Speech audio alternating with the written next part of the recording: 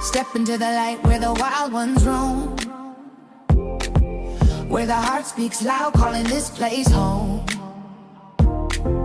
We break the rules, we paint the sky, ridiculously you, we were born to fly. Ooh, it's ridiculously you. Hey everyone, it is Julie May and the Ridiculously You podcast. Today's guest is someone who could teach us all a thing or two about making life feel like it isn't like a checklist, but more like a sandbox. Michael is the host of Define Play podcast, where he explores what play really means. And you guys know I love play. So what play really means in a culture that often confuses seriousness with success. He's a father. He's a former minister turned creative mystic, which I can't wait to discover more about that. He's a bit of a serial hobbyist, so am I, neurodivergent powerhouse, and a man on a mission to help us all take ourselves a little less seriously and maybe connect a whole lot more deeply. So if you've ever felt stuck in a role that didn't fit, afraid to explore your creativity, or unsure of how to build friendships that feel real and rich, which I know can be a struggle as an adult, you're in for something really, really good. So let's get curious and playful with Michael. I know how to say your name, with Michael. So let's pop in. First thing I want to ask you is, what do you define play as? You talk about being really playful. What does playful mean to you? Yeah, well, thank you so much for having me, Julie. It's really an honor to be here. And I also, before I answer your question, I want to acknowledge, I know you have built the Ridiculous Women's Society. And so I want to acknowledge that I consider it a real treat as a man to come on here. If I am ever crossing the line into speaking out of turn or out of my lane, please call me out. But it's really an honor. It's really an honor to be here. So thank you for having me. Yeah, so I launched the show called Define Play based on a desire to understand how play looks different for different people. We all inherently know what play is. We've been doing it since we were babies, and yet that word that is so simple is actually so loaded depending on who you talk to. So the premise of the show that I was focusing on initially was asking, what does play mean to you? Very simply. And of course, every episode, every conversation I've gotten to have so far has been a really different experience. I just finally kind of recently released my own definition of play based on everything I've heard. It gave me a lot to think about. Here's the working definition of play that I'm working on for me. And again, with the asterisk that it's going to be different for everybody. I would say that for me, play is any action that you are doing voluntarily. Somebody can't choose it for you. It can't be done passively. So you have to do it voluntarily. It has to be done in an embodied way. So some aspect of your physical presence is playing. That doesn't mean, I love video games. That's still using your hands. It's still, but yeah, your physical body is interacting with something. Any embodied activity that brings you joy for joy's sake. Joy's sake being the ultimate currency and measurement of play. There can be other outcomes of play, productivity, money, connection. But for me, joy has to be the top output of an experience. That is purely joy for joy's sake, not joy for productivity's sake or anything else. That's all well and good. It's just not true play to me. That's the definition I'm working on currently, but I welcome your feedback. Yeah, I agree with that, because I'm big into finding the things that bring you joy. Exactly. For the purpose of nothing else than it makes me happy. Yes. Why did you do that today? It made me happy. It brought me joy. And that is the end result of why I did the thing today. But it's interesting how I talk to a lot of people who have kind of a weird reaction to the word play. In fact, I had a client a few years ago who, when somebody would tell her, go spend some time with play, she would feel like she was in trouble. She would feel like she was unwanted to go over there, to be out of somebody's space, because when she was little, being told, hey, I need you to go play right now, from her parents meant that go away from us. We don't need you in this room right now.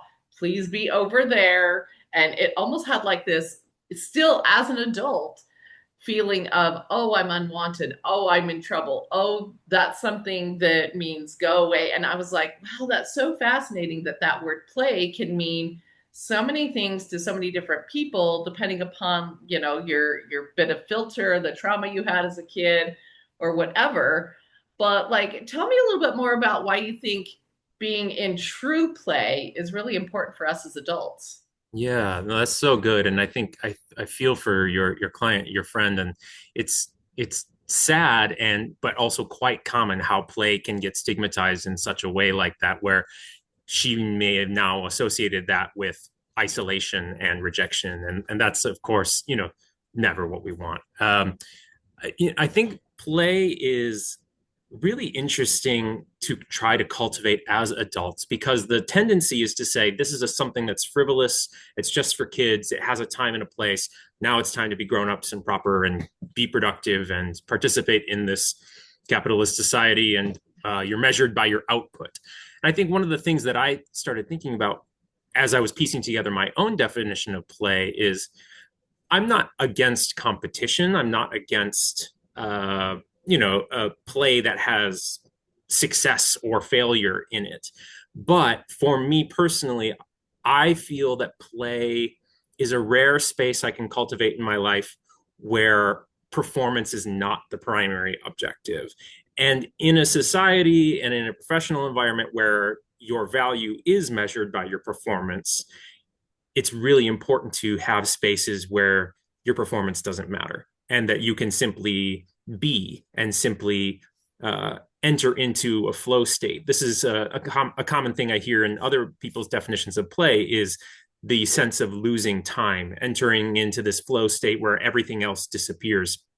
And I love that. And I love that feeling. I'm sure you've experienced that where you just, time just disappears. That to me is a really important thing, not only for fun, not only for relaxation, it's actually really important for our brain health as well, to enter into that state of total focus.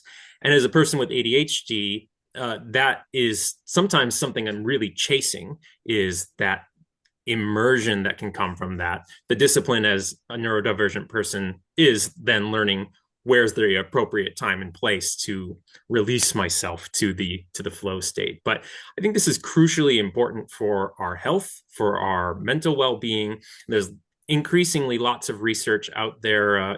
Dr. Stuart Brown is one of the pioneers of this, and his book Play from I think 2009, talking about what we can learn from animals and from culture about how play is, ironically, something that seems so frivolous is actually quite intrinsic to our survival, or at least to our mental well-being. Mm. One of the things I've noticed as an entrepreneur is I get the best ideas if I spend enough time playing. If I am like grind, logic brain all the time, push, hustle, that's not where necessarily my best and like most successful ideas happen, because there's something like you're in a complete different brain state when you're in play. And it's funny because if I go into play for the purpose of having that outcome, it doesn't really work either. I have to like let go, let go completely of expectations, really get into play, because your brain does something completely different in that state. And then all of a sudden I'll have like these ideas and I'll be like, oh, what about this? What about that? And all of a sudden, like I contribute a lot of the success I've had as an entrepreneur over the last 11 years to being in playful, creative energy. And then when I'm kind of back to work, like taking and utilizing those ideas and combining kind of creative mind with logic mind and moving forward with those kinds of things. And I've seen a lot of the scientific data behind it as well. But like, let's say you're out there, you're the average, American who's in their 40s or 50s. They've worked their whole life. They've been taught, you go to work, you be responsible, then you get home and you have, maybe a spouse and kids and like responsibility. How can that person start getting in and learning how to play and prioritizing that more in their life? Yeah, it's a great question. And I think that that's something that is really, really common, is folks who are very busy and have lots of commitments saying, I believe you that play is important, but where is it going to fit? A couple of things come to mind for me. One, I would say on a really practical level, this may seem strange, but putting it on the calendar, blocking out time, even, and it may not be, maybe you can't afford a half day or a full day of free time. I know that as a father, that's not, it's a rare treat to get something like that. But it could be, maybe it's just an hour in the evening after the kids go to bed. Maybe it's, maybe you negotiate with your partner, hey, can I take 2 or 3 hours Saturday? I'll give you 2 or 3 hours of solo time on Sunday. We do a little trade, something like that. So making some sort of practical prioritization of play in your time. I think beyond that, once you have carved out the time, and sometimes you can't even carve it out, maybe it's got to happen more spontaneously. It's just 15 minutes here and there. It's just on your lunch break or something like that. But whatever it is, I think the easiest way to start, if somebody says, I know I want to play, where do I start? Think back to the things that you very naturally were drawn to as a kid. For me, it was drawing. I love to draw. I love to kind of create different worlds in imagine with my imagination. It's drawing and it's nature. Those are two of the really simple starter ways that I like to play. Think back to what you did as a kid, because chances are that thing that you were really naturally drawn to when we're kids, the beauty of the way we play is we don't think about play so existentially. We just do it, and so it reveals what is naturally appealing to us. Come back to some of those things. I think for me, I largely put drawing and art kind of on the shelf for the last 20 years. I did it up through high school and then thought, oh, it's time to start being responsible, being a grown-up. 20 years later, I'm just beginning to say, hey, this is still a part of me. This is still something that awakens something in me and also soothes me. And so begin by thinking about, what did you do as a kid? I think the one thing that you could take it even further from that then is to say, what are the opportunities that I can do to play with others, to connect with peers, with friends? I have some friendships where we do a lot of talking and it's a very intellectual type of engagement. And I have other friends who we talk less, but we are more activity based. We just like to do things together. So that might mean simply, taking that vulnerable step and texting a friend and say, hey, do you want to try out some pickleball, or do you want to go for a walk in the woods, or do you want to both just sit down and draw together and listen to music? Or maybe it's being more receptive to the invitations that are coming your way and saying like, hey, that thing that I'm not always naturally drawn to, but somebody's told me about a concert they're going to, or invited me to go participate in some club or new hobby or sport in my area. And my default is to say no to those things because time, busyness, vulnerability, whatever. Put yourself out there and say, hey, what would it be like to say yes to that uncomfortable thing? And could be a whole new pathway of opportunity. So yeah, I would just start with the simple things and then expand from there. Do you have any advice for people out there that they have a little bit of guilt around this? Like they have all these responsibilities and kids and all of these things that are around their realm of, taking time for themselves means somebody else, something else, the house isn't going to get clean. The work project that you went home with isn't going to get as like, can you help them with that feeling of guilt or that feeling of, oh, something's going to get left behind if I take time for doing this? Yeah, I think that's another common thing. And, in my household, my partner is a very organized and kind of, efficient and task, driven person. And I tend to be the one who's a little more free flowing and stuff. And at our best, we help both of each other. I help her kind of live into joy a little more. She helps me be structured and organized. And so finding that balance together, for a parent, I'll speak to the parents out there who, the to-do list is never going to end. And you could really grind on one to-do list and then a new week starts and you've got a whole new list again. And so the to-do list is never really going to go away. All we might do sometimes when we grind through our to-do list is just fast forward to the next to-do list. It rarely actually leads to margin and space. The more task oriented we are, the more that just becomes our way of being. And I think for parents in particular, if you think of your relationship with your parents and think of some of the fondest memories you have of your parents, chances are play was a part of that. And it was something that you shared together. And I have many fond memories from my childhood. And I have plenty of memories also of, when, work had to get done and by my parents, or I had to do chores or whatever. But the fondest memories are those ones that are built on shared experiences and a real sense of connection. And I would argue that because the to-do list is never going to go away, I'm not saying be irresponsible, but it's always going to be there. And these connection moments are really some of the most powerful things long term. Think about the memories that you want your kids to cherish the most, because the reality is a lot of it forms us, and yet we don't remember the details. I think there's big parts of my youth and childhood that are pretty fuzzy in my memory these days, but there are these key moments of play and connection that really stand out in my memory. And it's much like I believe it's a Maya Angelou quote that gets referenced pretty frequently. People don't remember what you say, they remember how you make them feel. And I think the play that you can do as a parent with your kids is really important, and far more important than keeping the house tidy, frankly.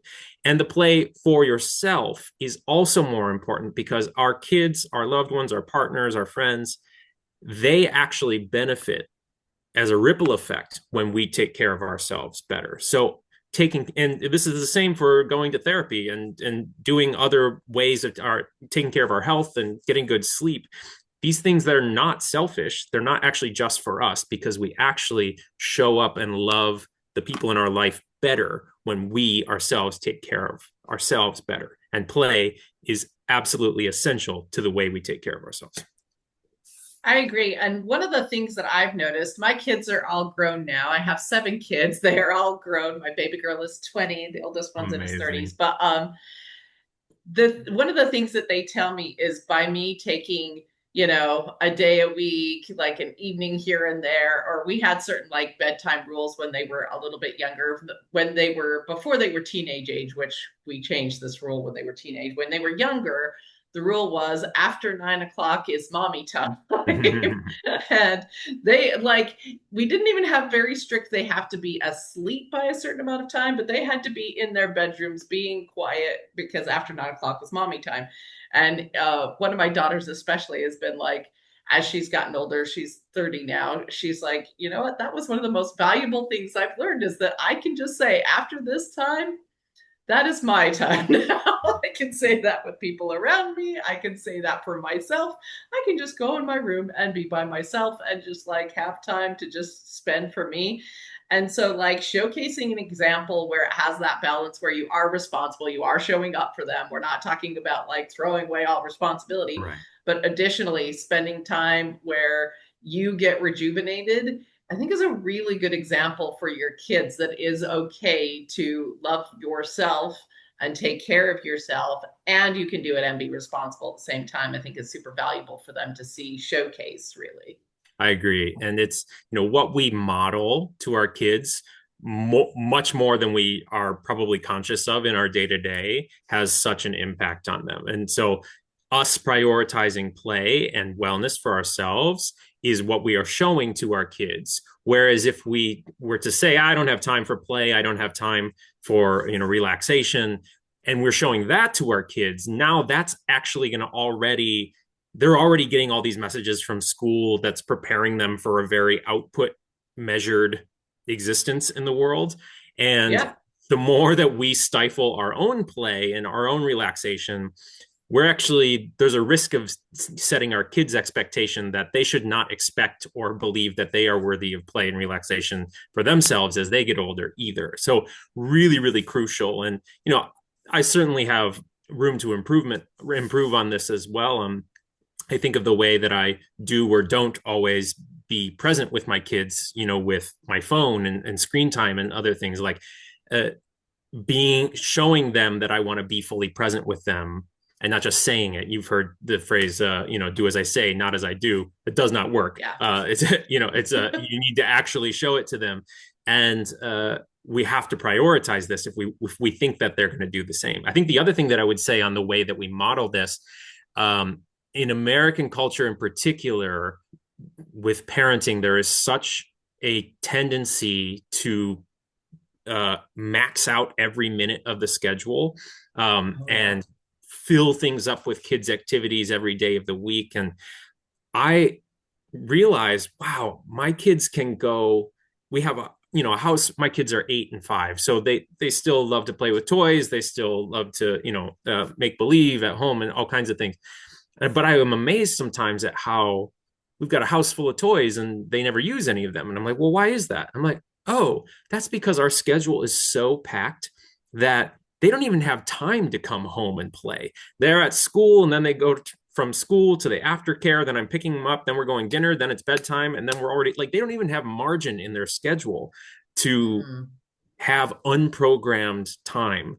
I think there's more research starting to come out more and more about the importance of kids having unprogrammed and even unsupervised time. Some of the Jonathan Haidt has been talking about this with the anxious generation, and I think there's more research coming out about the importance of boredom for brain development. Boredom and unprogrammed time is when play flourishes, because we need to have enough space to enter into that flow state of seeing what is going to unfold and what we can be creative. And I think the other thing that's ironic is, I said a house full of toys. Sometimes the richest play actually comes when you have very few options of what to do with. Ironically, constraints can breed more creativity. So some of the richest play your kids can have doesn't need an expensive toy. It might just be, go out in the backyard with some sticks and rocks and see what you can figure out. And and the simplest, least programmed activities are sometimes where the brain can actually flourish the most. So making sure as a parent that we schedule that in. I realize I talked a lot about parenting, so I'll pause there if you want to take it in a different direction for folks who don't have kids, because it would probably be a different way of thinking about it. For sure, but I'm going to piggyback on the kids thing, because I'm a Gen Xer. So like, I grew up in a land where all summer my parents would just say, go outside and play. And like, that's what we were supposed to do all day. And I think, like you said, it's like sticks and dirt, and we had some like rose bushes in the back, and it was like, figure out how to play in this land. And I remember, making mud pies and like building little things out of mud and forts, and we made like our own perfumes out of the rose leaves and stuff, like the things but we were outside like all day, every day. And it's like that unsupervised time. My parents were like, they would just say, come home for dinner. And then you would just, and like, nobody had cell phones. Nobody had like these portable devices. Like none of this existed. And it really was just be outside all the time. And that's the play I remember. And it's really interesting because it kind of went from that to the next generation did a little bit more like helicopter parenting. It kind of corrected like an overcorrection of schedule every second of the day and be there all the time. And I'm like, I think we need to like come back to the middle. Can we come back in a middle land? Because like Gen Xers, we had no parents. Parenting, what was that? Like, not at all. It was go outside, don't be seen, don't be here, come back when it's dinner time, and then be quiet, and then be out again. And there was like, there literally was like no parenting. And then it was like helicopter parents and schedule every second of every day and every activity possible. And now I'm like, how about we come back to the middle? Because some free time is really nice, but a little parenting here and there also probably good, right? But then that kind of brings me to like, what do we do as adults? Do we schedule every second? Because if we have kids and they're scheduled every second of every day, guess what? That means we're scheduled every second of every day too. And even if you don't have kids, a lot of people are still in that land of I scheduled every second. A lot of people have second jobs because they need to, and that doesn't allow for as much time to play there, or they have just other things that have just gotten up and scheduled every second of every day. So that same law of what you would tell your kids to do, I think is wise for us as adults too, to have time to do nothing. In fact, I just was posting on Facebook this week that nothing is my favorite thing to do. It's my all-time favorite thing to do. And my boyfriend is my favorite person to do nothing with. It is like fantastic to do nothing. Because when else can you kind of have time to just play and have something for joyful purpose and just go out and explore for the purpose of exploring? You don't get that if you're already scheduled every second of every day. But here's what I wanted to bring this to is I noticed in 2020 that a lot of people had more time as adults to do nothing. We could not go out and do our normal everyday activities. And here's a trend that I noticed is that people's ideas started shifting as well as they had more time to think, as they had more time outside of what was normally structured. And they read more books, they did more puzzles, they spent more time with family, they did more of what we would consider kind of an unstructured play. I noticed a big, at least where I was, a mass exodus from culture of religion, of structure, a lot more people changing ideas on their political views, a lot more people just like being more open and creative to what their ideology could be. And I think play plays into that. I think having unstructured time plays into that. So can you speak to that at all? Yeah, I think that it's, sometimes it does take a major disruption of your rhythms to be able to stop yourself enough to say, to explore new possibilities. So in the case of the pandemic, it was when suddenly the social opportunities were, some people, for many people, they would say they were taken away from them. And that's certainly how it felt to me. It was, as a major extrovert, it was a really difficult time to not be able to be with people. Other folks would say, I know folks who said that the pandemic, setting aside all of the pain and the challenges with it, was actually very refreshing for some people, because it was the first time they had allowed themselves to step back from the sense of obligation they had in many of the ways they did that. And you mentioned religious spaces. Certainly, this was a big impact on churches, was that many folks had never given themselves permission to say, is this something I still want to do voluntarily, or am I just doing it out of some sort of cultural obligation? And that once they realized what that felt like, then they thought, oh, actually, even as things came back into the fold over the coming years, they thought, I actually kind of liked how that felt to have a little bit more margin, a little bit more time.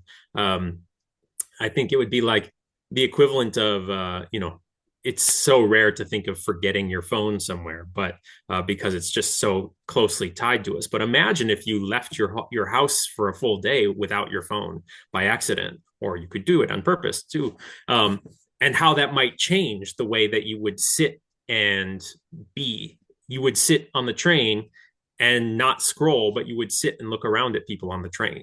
Or you would be walking and you wouldn't have music or a podcast to listen to. You would just have to hear the noises on the street. And how that might just change the way you carry yourself when you suddenly have some sort of disruption that changes like your automatic autopilot ways of engaging. We just get into these states where we get set in a path. It's like footsteps in snow, and you're just going to walk the path of least resistance all the time. And the more automated that gets, the less participatory it is. And suddenly you need something sometimes to make that disruption, to say, oh, actually, I could completely change the way I do this and the way I think about my time and freedom. Now, of course, if you can recognize that sounds really nice. You could do this. You could actually do this really voluntarily. You could intentionally say, hey, on Saturdays, I check my phone after I, wake up and eat breakfast, and then I don't check my phone again until dinner time. What would that be like to say? And then if you're worried about being reached, you can talk to your friends and family about it and say, hey, just going to give you a heads up. I'm trying a new thing where on Saturdays, I'm trying to really, really rest and have time for me. So I am not going to check something. I'm not going to check my phone. I'm not even going to bring it with me. And I promise, if there's something urgent, I'll get to it when I get back to my phone at dinner time, or something like that, where you could manufacture whatever you want related to changing up your rhythms. And if you do that with a little bit of proactive thought and communication, then people aren't going to be upset either. They're like, I was trying to reach you. Where were you? Well, I told you, I don't, on Saturdays, I'm offline, whatever it is. But I think that disruption is sometimes what it takes to realize everything I'm doing is voluntary and I could change it all. I know. Isn't that so interesting? Because I think we get caught up in like a culture of generations of people doing it this way, the same way over and over and over again. And looking at it from a whole different lens or a viewpoint seems very radical sometimes. So Mm-hmm. I want to ask you a little bit. You said you were a minister at some point and Mm-hmm. then transitioned to being more of a mystic. What was your journey like to go from a very structured and being more even a religious leader to being a little bit more of an open and free thinker as far as, how spirituality works for you? Yeah. So, I mean, this could be the whole can of worms in itself. So I'll try to keep it brief. So I grew up in a Christian home, and that was very much the water that I swam in. It was a huge part of my life, and it really always has been. And in high school, I was involved in various different ministries where I did leadership development and was starting to kind of give back and lead, as well as I was also learning and growing. In college, a lot of things started changing for me as I was exposed to new ways of thinking I had never thought about before, related to social justice and inclusivity. And people, I had a wonderful roommate who had also grown up kind of around faith, but his parents were much more liberal than mine, and was asking questions that and I don't mean that as any shade to my parents, but like just like his family was distinctively more liberal, and asking questions that I had never pondered before, like who would Jesus offer healthcare to, or things like that. That were just like, oh yeah, that's really interesting.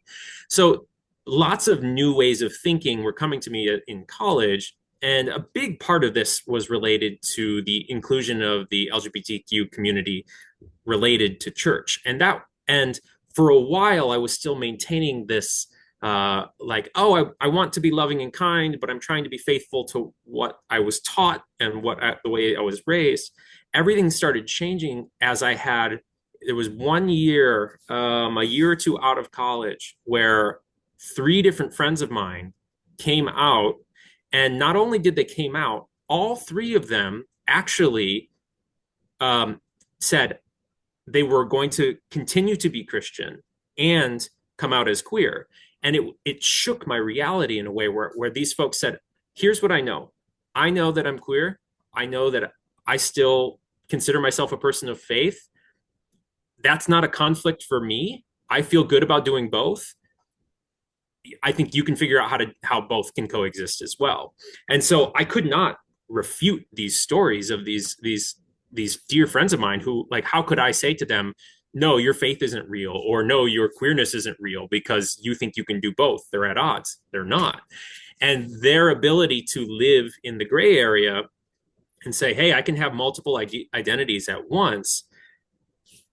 It started to unravel a bunch of things for me about how we participate in faith and the formation of our identities. And I'm way oversimplifying this story, but where I went from there. So I'm seminary trained. I have and then I have worked full time in two different churches, and my career is a mix of marketing and ministry, and so a lot of my roles have been a blend of both.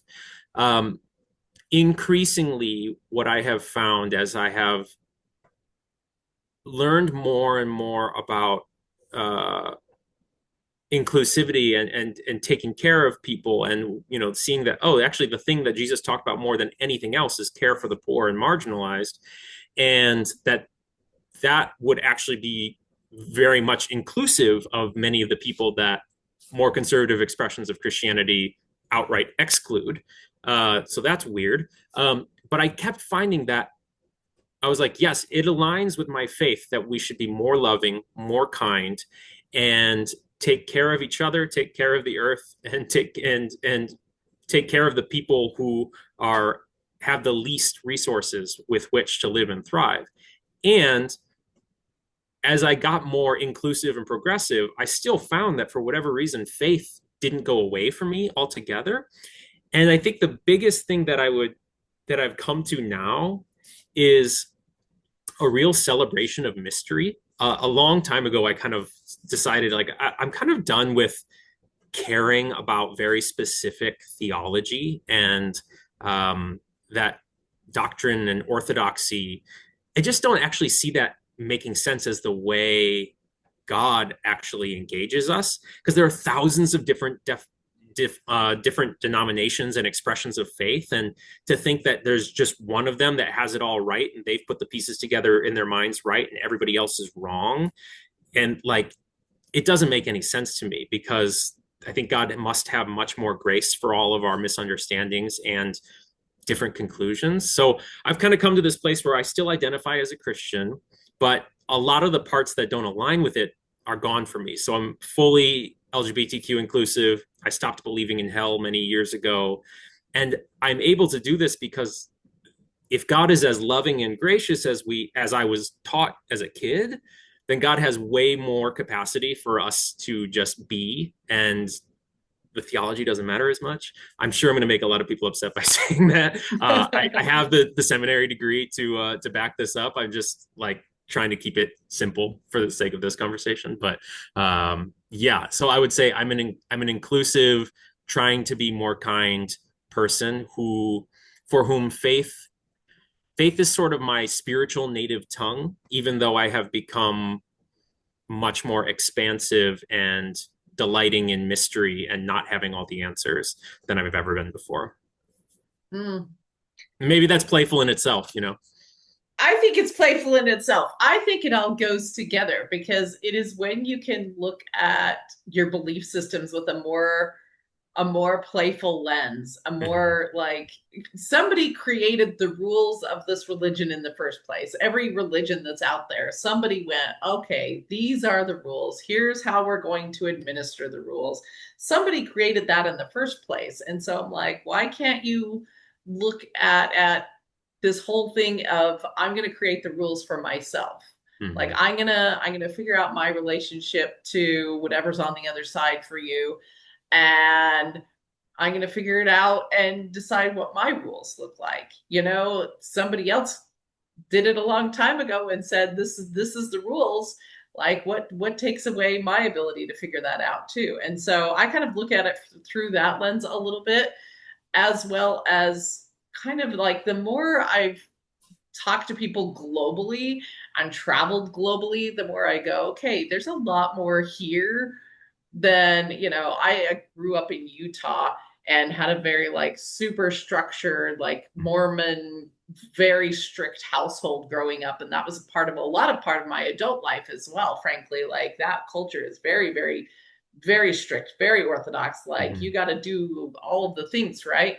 And the more I looked at things globally and got more into creative realm and more into like, what if all things are possible? What if like there's so much I don't know, because you know you grow up in a certain, like, these are your spiritual texts, but there's all these other spiritual texts that you know, if you grew up in India, you would have no idea what's maybe even in the New Testament, which we think, well, everyone knows what's in the New Testament, but like not if you grew up in India, right. Not if you grew up in China, not like they have a whole different text. They have a whole different way of looking at things. And if you can like go, okay, this is a big, big world with, you know, billions of people on it that all have kind of a different idea of what this looks like and different backgrounds. And it seems to be that if a God were as loving as the connection I have with God is, anytime I connect with the higher world and with God, I think, oh my gosh, there's so much love there. If there's that much love, why would it exclude like these giant billions of people who would be excluded from a very strict religious, just Christian text that if you didn't follow these things, you would go to hell. That makes Right. zero sense to me when I connect with God, right? Yeah, I totally agree. And Ira Glass has a quote. I'm sure I'm going to butcher it, but the essence of the quote is something along the lines of, I think he grew up Jewish. I think he would now identify as an atheist. And he said, religion is the stories we tell ourselves to be more comfortable with death. And it's the idea that there's structures here that help us be less afraid in the world. I think that's wonderful, honestly. I think that's great to have that. And to do that, I have to say, at times I've had to say, I might be wrong about all of this. None of this might be real. But for whatever reason, I haven't naturally come to that place where I just feel like I'm fully done with belief. I'm fully done with faith. But I'm really comfortable. I said spiritual native tongue earlier. I'm really comfortable with the idea of, I am using language that I was taught in the tradition of Christianity to help to understand the universe and my existence and my role in it. I'm attempting to put language to a abstract spiritual experience. And when I look at the different religious expressions throughout the world and all the different ways that can show up, I think I see that common thread of we attempt to use language to describe something that really is beyond language. And so it's natural that we are going to start to organize our thoughts and then stick with the people who think kind of like us. But they've done plenty of studies where they studied the brain activity of people from different religions who are praying.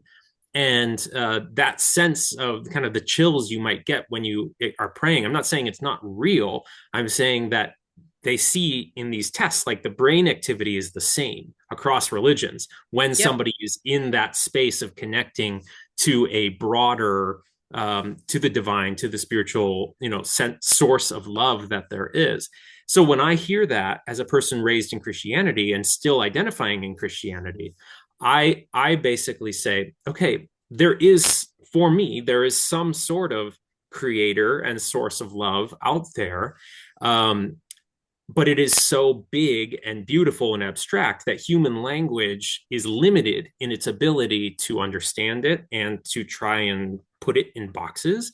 And so it's very natural and understandable that around the world and across cultures and across time, the language we use would differ significantly. But the root thing, it's like, we're all standing in this room with this giant elephant. And if you ask me on one side of the room, hey, what's this thing you're interacting with? I'd be like, well, it's cylindrical, it's wide, it's and like I might be describing the leg. And somebody else on the other side of the room might be near the tail and say, oh yeah, this thing in the room, it's like it's moving and it's hairy or fuzzy or something, and it's kind of whipping around. And someone else in the room is gonna be like, this thing is really sharp, and if you are not careful, you could get gored by it. They might be all interacting with different parts of this elephant in a room, but it could be all the same thing.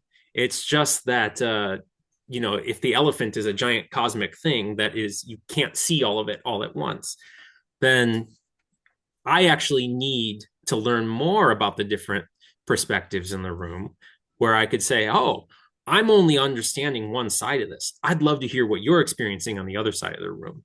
And that to me, like, it comes full circle to, I still maintain Christian language because it's what I know and it's what I've been trained in. But I'm really comfortable with saying, I want to learn from my Muslim siblings. I want to learn from folks on the other side of the world about their experiences with the creator, with the divine. Lately I've been dabbling with a Native American translation of the New Testament, and it's been really refreshing to just experience something afresh. And I think all of that to me is inherently playful, in the sense that I think if there is a creator, one of the great things about a creator giving us the ability to create and to make art and to make music, like that in itself is it's the highest form of worship, to do the thing that God gave us the ability to do. And I think play, if we are given the ability to play, and play is so nurturing to our bodies, and that even animals who are far more survival oriented than we are also play, then if we are created in the image of a creator, then our creator must also be inherently playful, and that's baked into the framework of the universe. So all of that just like it starts to hurt my brain until I say, I don't need to understand this. And actually, I don't need all the answers. What matters is my way of engaging this and the structures I'm participating in while doing this. Am I being more loving and more kind? As long as you're like not hurting people, I don't care what your religion and faith is. If your religion causes you to hurt people, now we have a problem. And the biggest problem I see in that is within my own tribe of Christians who are doing, people who are claiming the ways of Christ, and yet, using that name to justify mass deportations. I'm like, did you actually read the book? Because I think actually, if you're going to claim this name, at least claim the things that Jesus was actually about, and the care, mass violence against immigrants is not actually in line with the thing you say you're preaching. So anyway, I'm on a whole rant now, but I'll let you rein it back in. I think the takeaway from this is, what we have on this earth, we have like, what's real is like right here, right now, I am talking to Michael right here. I am recording a podcast. And if I can be my best self, if I'm not hurting anyone, if I am trying to bring more love into the world, then it doesn't really matter if I am describing the trunk of the elephant or the tail of the elephant. It's okay for me to not understand the whole God thing, for me to just understand a piece of it. If we're all trying to be the best kind of people we can be and be as loving to the people around us as we can, then we're going to do all right. Mm-hmm. So that's my takeaway with it. I love your description and your analogy using the elephant, because that's very much how I see worldwide religions and different aspects. And I really love studying that kind of thing, just because I was brought up in one tiny little box. And it's like, wow, there's so much out there to learn and grow from with our fellow brothers and sisters across the planet. Yes.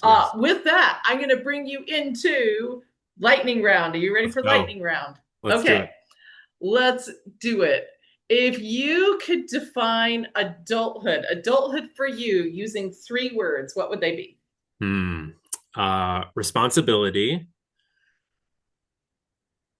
care, and time. And I'm going to say fleeting time. Okay. What's something you used to think was frivolous that you now see as more kind of like sacred? More sacred. Plants in your house. I think love that. The ability to take care of nature and to have nature in your home is actually a very good thing to invest in. Love that. What's a hobby that you're obsessed with right now? We didn't talk about hobbies too much, but you have a lot of hobbies. So tell me hobbies is a whole other thing where I have changed hobbies so many times lately. So I didn't go to my first nightclub until I was 35 years old. So I'm kind of catching up on dance and have really enjoyed the embodied experience of dancing with my friends. And it's a little harder to coordinate as a dad to make it out to go dancing in the evenings. But based on that, I love the power of music in so many ways. Live music is a huge part of my life. I'm not a musician, but I'm a voracious consumer of it. But I love to curate and craft music for other people. So I have been recently learning how to DJ as a way to think like once I'm truly too old to go out dancing and go to the club, maybe I'll just have my friends over and we'll just dance in the backyard instead. So that's been a new thing for me. Oh, I think dance is fantastic. Okay. You have your own podcast. What's your favorite podcast episode that you've recorded so far? Oh man, picking a favorite is really tough because it's like picking your favorite kids, right? Each one has been yeah, wonderful in its own way. If I had to pick a favorite, boy, the very first one stands out in a unique way. I don't think I can use the term favorite, but I'll say the very first one was a real privilege. It was with my friend Tim Bloom, who is a friend who I had a couple key points in my life has marked, like, been there for an instrumental, pivotal fork in the road moment in my life. And he is a really accomplished and brilliant person. And so he being willing to film the very first episode with me when I had zero audience and zero sense of what we were doing, and then we're working with a videographer friend as well who filmed it for us. But just the fact that he was willing to do that with zero evidence of what it could be was such a testament to his care for me. And so I think that sense comes through in many of the episodes I did, but it was just extra special to have somebody that I respect so much be willing to be my very first guest, because in many ways I feel like I didn't deserve it. But yeah, it was a real gift. Those people who support you before you get out and create success, before you have all the things, that's so important. Okay, Michael, what one last message would you want our audience to hear today? If they could come away from this episode with one thing, what do you want them to remember? Play is essential to a well-rounded well-being, and play is one thing AI can never take from you, because play has to be participatory and voluntary. You can outsource a lot of things. You cannot outsource play. You can't, if you are making something else play for you, you are not playing. So protect the most sacred parts of your humanity, and by carving out things that you refuse to give over to AI, and play should be one of those. Love that. Where can people find you? Where's the best place to find you? Yeah, so I think the two best places would be on YouTube. So on Define Play on YouTube is where you can find the long form interviews, as well as some kind of newer forms of content we've just started to experiment with. And teaser that I think in 2026 the focus of the show may be changing and expanding to a broader community. And not just content, and with an emphasis on creativity and spirituality coming together. So it is possible that the name may even change in the future. But for now, Define Play on YouTube or on Instagram are the easiest ways. We're also on Facebook and TikTok and LinkedIn, but it's kind of all the same stuff, just in different channels. So the two biggest ones would be YouTube and Instagram, and your favorite podcast platform as well. So Spotify and Apple. Love that. Well, thank you for coming on and giving us all permission to play a little bit more, to get into our creative brains, to think outside the lines, especially as far as the way our work balance looks, as far as, our belief system looks. All those things are so important. So whether you're a fellow creative mystic, a neurodivergent rebel, or someone who's tired of just pretending, this conversation reminds us that joy is not optional. It is necessary for us. Go check out his podcast, Define Play. Follow Michael on Instagram and make something weird today. Go play, take that time. And with that, this has been Julie May and the Ridiculously You podcast. And make sure, download, share this episode with a friend, follow us, and we will talk to you next time. Share the spark, take it higher, hit subscribe, bring a friend, let the wildness never end.